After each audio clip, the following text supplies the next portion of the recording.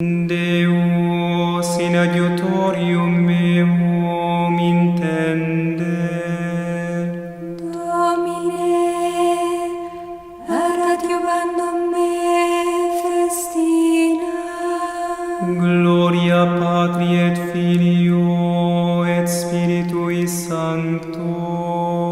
Sicut erat in principio et nunc et semper, et in saecula saeculorum. Amen. Alleluia.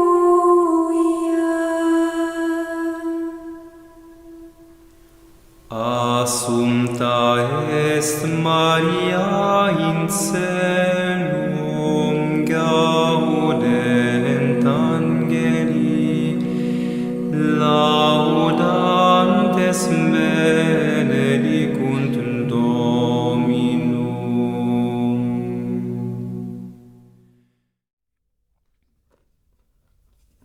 A arte de aproveitar as próprias faltas, segundo os ensinamentos de São Francisco de Sales, por Joseph Tissot, cultor de livros, canal Le Conde.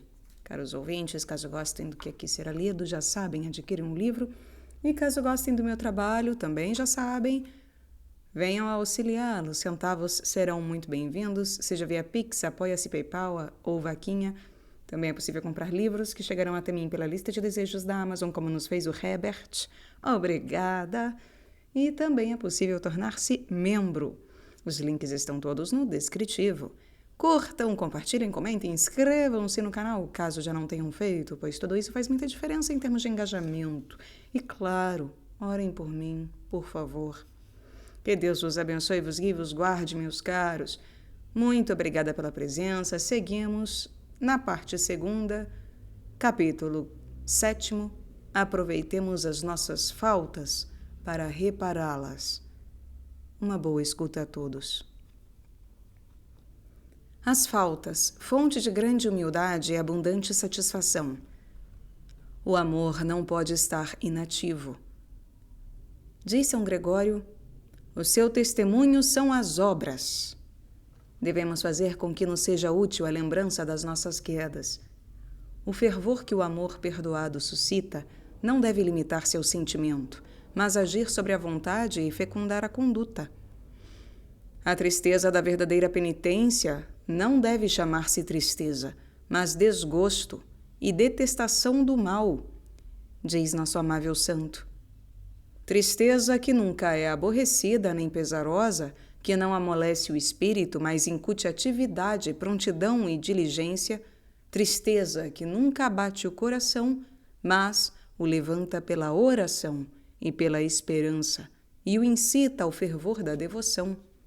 Tristeza afeita e atenta a detestar, a rejeitar e a impedir o mal que passou e que virá. As nossas imperfeições são um grande motivo de humildade, e a humildade produz e alimenta a generosidade e a confiança. Este resultado de verdadeira penitência tem a sua principal alavanca no dever da reparação ou satisfação. Satisfazer ou reparar é, segundo Santo Anselmo, restituir a Deus a honra que lhe tínhamos tirado. Segundo Santo Agostinho, é destruir as ocasiões de pecado e fechar a porta do consentimento às suas sugestões. São Tomás justifica essas duas definições e concilia-as admiravelmente, mas qualquer delas nos indica perfeitamente o proveito que podemos tirar das nossas faltas. Se pensarmos na malícia, de certo modo infinita, da injúria feita a Deus pelo menor pecado, que soma de fervor há de parecer-nos suficiente para compensar a glória roubada à majestade divina? Não nos obrigarão as nossas faltas a uma fidelidade tanto mais generosa, quanto maiores tenham sido a sua gravidade e o seu número? Segundo a palavra do profeta, que a profundidade da nossa malícia seja a medida da nossa conversão. Cada uma das criaturas que nos serviram de instrumento para o mal pedirá emprestada a voz aos pecados que nos fizeram cometer e clamará: para trás, retirai-vos, não me toqueis. Ou ao menos, não vos sirvais de mim daqui por diante, senão para reparar o vosso passado criminoso. E como já vimos, sentiremos a necessidade de duplicar e triplicar as horas que Deus ainda nos concede a fim de reparar o tempo perdido. Daí a paciência com que devemos enfrentar as consequências humilhantes ou cruciantes dos nossos pecados. Daí os santos expedientes para vingarmos em nós, pela mortificação, os direitos de Deus violados. Daí, enfim, a solicitude em consagrar ao Senhor todas as nossas capacidades e todos os nossos instantes. É isto o que nos vai recomendar São Francisco de Sales nas linhas que se seguem. Querida filha, conservai-vos sempre em inteira paz. As vossas confissões têm sido boas até ao excesso. Pensai, de hora em diante, em progredir na virtude, e não penseis nos pecados passados, senão para suavemente vos humilhardes diante de Deus e bendizer a sua infinita misericórdia, que vos concedeu o perdão pela aplicação dos divinos sacramentos. Sois consciente de que o vosso atraso no caminho da virtude é por culpa vossa? Calai-vos, humilhai-vos diante de Deus, implorai a sua misericórdia, prostrai-vos na presença da sua bondade, pedi-lhe perdão, confessai a vossa culpa e suplicai-lhe a vossa graça aos pés do vosso confessor para receber a absolvição. Feito isto, ficai em paz, e tendo detestado a ofensa, abraçai amorosamente o pesar que sentis pela lentidão do vosso progresso no caminho do bem. Infelizmente, meu Teótimo, as almas que estão no purgatório, sem dúvida se acham ali por causa dos seus pecados. Pecados estes que detestaram e que detestam soberanamente. Mas quanto à pena e à baixeza de estarem detidas naquele lugar e privadas temporariamente do gozo do bem-aventurado amor do paraíso, elas a sofrem amorosamente, pronunciando piedosamente o cântico da justiça divina. Vós sois justo, Senhor, e o vosso juízo é reto. Mas dir-me-eis de novo, se o projeto promovido pela inspiração perece por culpa daqueles a quem foi confiada, como se poderá alegar a necessidade de aderir à vontade de Deus? Pois alguém me dirá, neste caso, não é a vontade de Deus que impede o bom êxito, mas sim a minha falta, da qual a vontade divina não é a causa. É verdade, meu filho, a tua falta não provém da vontade de Deus, porque Deus não é o autor do pecado. Mas é agradável à vontade divina que a tua falta seja seguida da ruína do teu projeto, como punição que lhe é devida. Pois se a sua bondade não lhe permitir querer o teu pecado, obriga-o a sua justiça a querer a pena que sofres. Assim, não foi Deus a causa de que Davi pecasse, mas infligiu-lhe a pena devida ao seu pecado. Ele não foi também causa do pecado de Saul, mas, em punição, permitiu que a vitória lhe fugisse dentre as mãos. Quando, pois, sucede dos desígnios sagrados para nós não serem cumpridos em punição das nossas faltas, devemos igualmente detestá-las por um sólido arrependimento e aceitar a pena que nos aflige. Assim como o pecado é contra a vontade de Deus, assim a pena é segundo a sua vontade. Imitar os santos mais corajosos quando levantavam-se das suas quedas. São Francisco de Sales não quer, porém, que nos contentemos com aceitar as funestas consequências das nossas quedas como sua legítima punição, mas quer que as reparemos acelerando o passo para melhorar. Mas dir-me-eis, que devemos fazer para recuperar o tempo perdido? É preciso recuperá-lo aumentando o fervor e a diligência em percorrer o nosso caminho durante o tempo que nos resta. Santa Joana de Chantal, como verdadeira discípula de seu bem-aventurado pai, repetia frequentemente às suas filhas estes animadores conselhos. Como poderemos, dizeis vós, ver a vontade de Deus nas faltas e imperfeições em que caímos?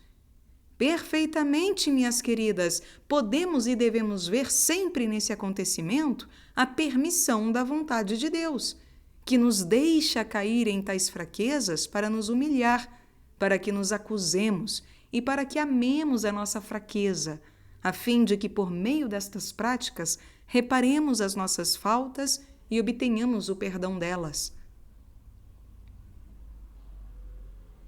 Podemos e devemos ver sempre neste acontecimento a permissão da vontade de Deus, que nos deixa cair em tais fraquezas para nos humilhar, para que nos acusemos e para que amemos a nossa fraqueza, a fim de que, por meio destas práticas, reparemos as nossas faltas e obtenhamos o perdão delas. Esta foi a prática dos santos.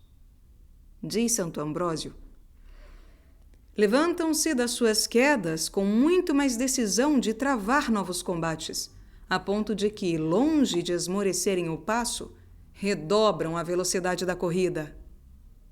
Os homens que se precipitaram impetuosamente no mal, acrescenta São João Crisóstomo, hão de empregar o mesmo ardor no bem, tanto mais que não ignoram até onde chegam as suas dívidas. Aquele a quem pouco foi perdoado, pouco ama. E desse modo, abrasados pelo fogo da penitência, tornam a sua alma mais límpida que o ouro puro, e sob o impulso da consciência e da memória das suas antigas depravações, como que empurrados pelo sopro de um vento impetuoso, navegam a todo pano para o porto da virtude. É nisto que se avantajam àqueles que nunca caíram em pecado. A penitência confere aos pecadores convertidos um esplendor considerável, muitas vezes mais brilhante que aquele dos justos, assim como demonstram as Sagradas Escrituras. Os publicanos e as prostitutas hão de preceder-vos nos reinos dos céus. E por isso, não raramente, os últimos serão os primeiros. Como o bom Salvador sabe converter em graças as misérias do pecador penitente.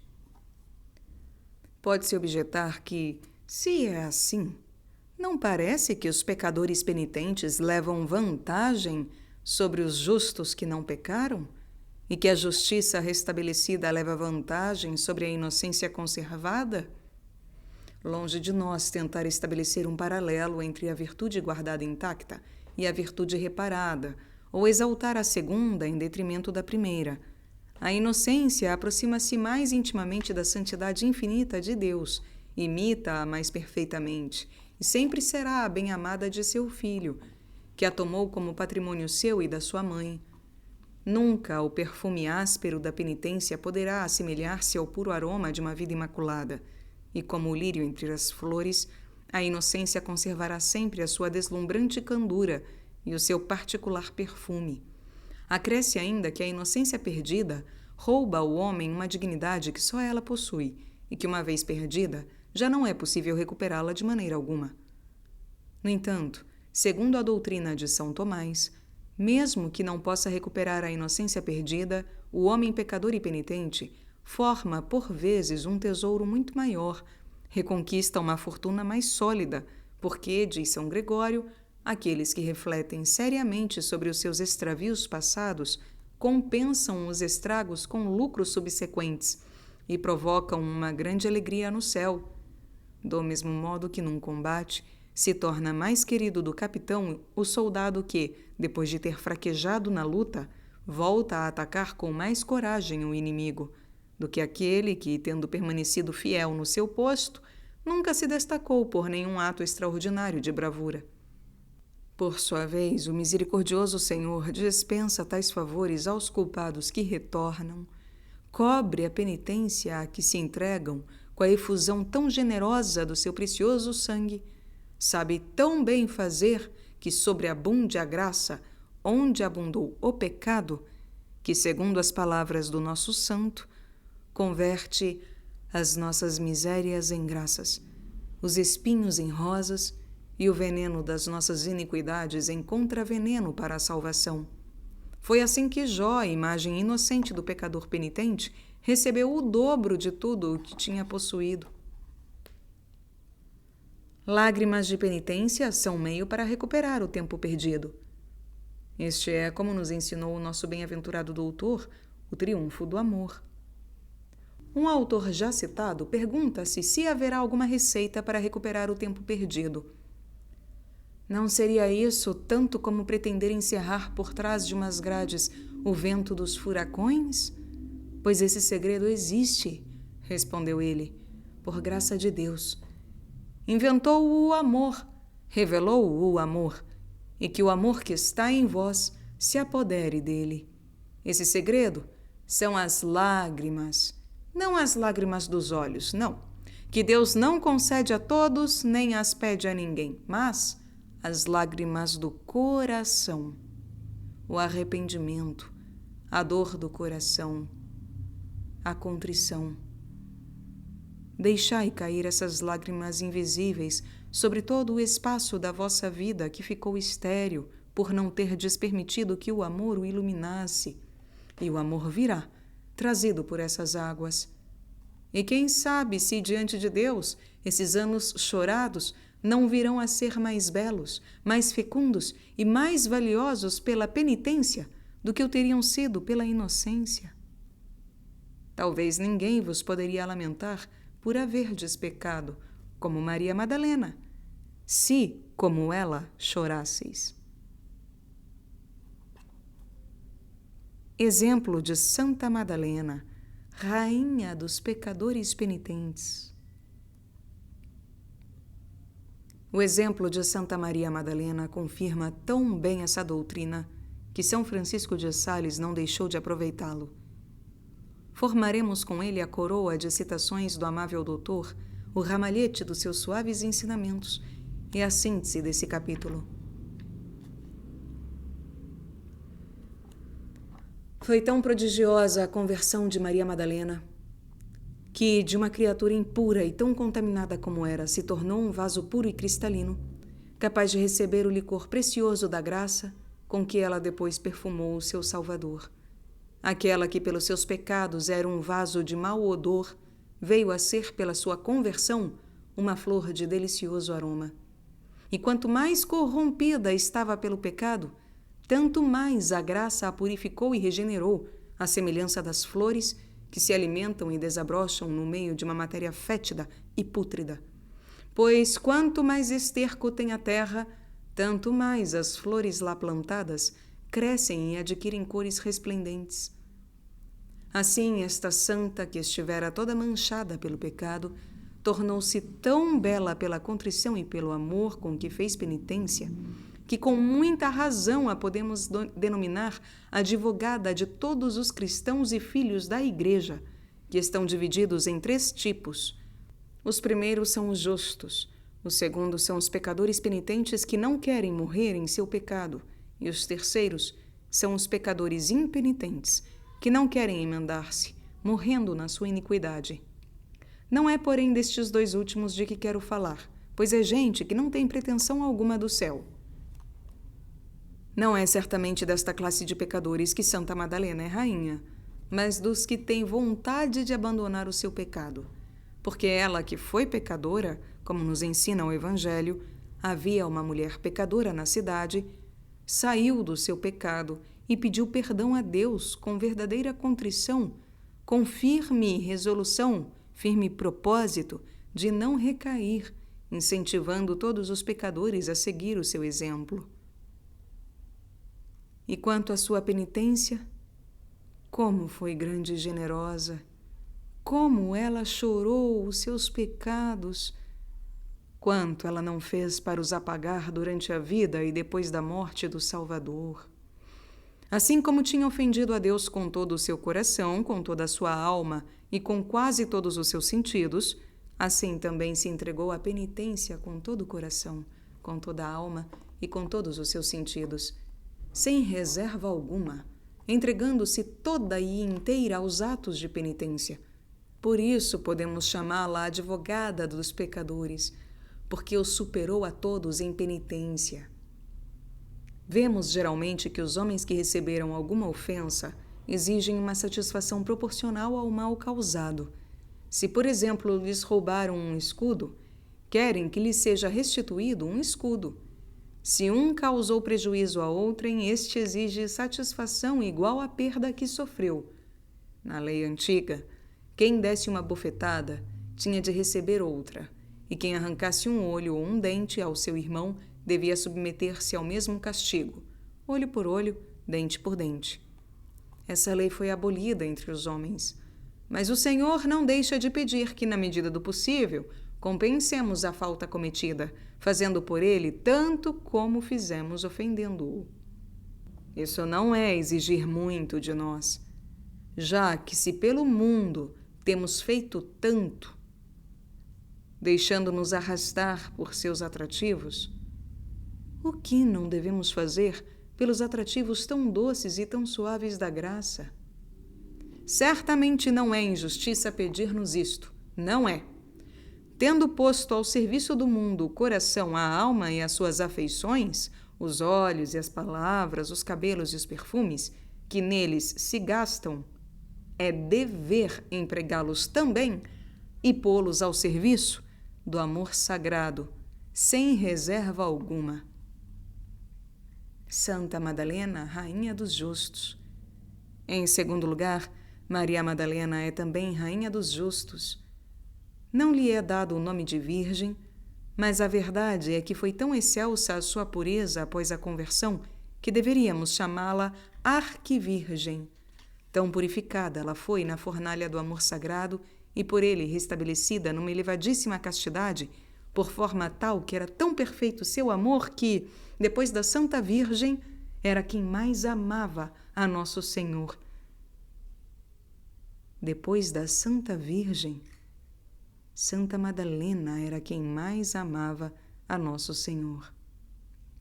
Pode-se dizer que alcançou um amor, de certo modo, superior ao dos próprios serafins, porque estes fruem do amor divino sem esforço, e sem esforço o conservam, ao passo que a santa o adquiriu à custa de muitos esforços e cuidados, e o conservou com temor e solicitude. Deus, em recompensa, deu-lhe um amor ardente e firme, acompanhado de grande pureza, que, se o divino esposo lhe angustiava continuamente o coração, também ela feria o dele por ardentes desejos, suspiros e impulsos de amor. Por isso é Rainha dos Justos, porque nada mais podia fazê-la mais justa que esse amor, acompanhado de uma humildade e uma contrição que a mantinham sempre aos pés do Salvador, que a amava com amor terno e delicado com que ama os justos, e por isso não podia sofrer que lhe tocassem ou lhe arguissem alguma coisa sem tomar o seu partido. Noutra passagem, São Francisco de Sales volta a tratar de Maria Madalena e confirma com uma palavra encantadora o que acabamos de ver. O Senhor restabeleceu Santa Maria Madalena na virgindade. Não na virgindade essencial, mas na reparada, a qual, por vezes, torna-se mais excelsa do que aquela que, não tendo tido mancha alguma, é acompanhada de menos humildade.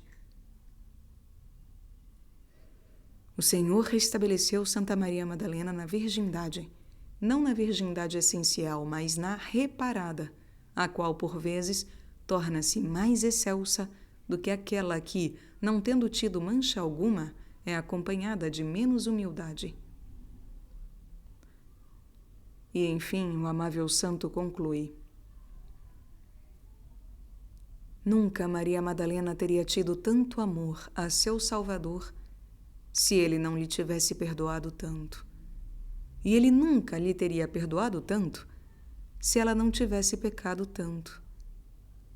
Vede, pois, minha querida filha, este grande artista da misericórdia. Converte as nossas misérias em graças e da víbora das nossas iniquidades extrai o remédio salutar para as nossas almas. Nunca Maria Madalena teria tido tanto amor ao seu Salvador se ele não lhe tivesse perdoado tanto, e ele nunca lhe teria perdoado tanto se ela não tivesse pecado tanto. Vede, pois, minha querida filha, este grande artista da misericórdia. converte as nossas misérias em graças e da víbora das nossas iniquidades extrai o remédio salutar para as nossas almas.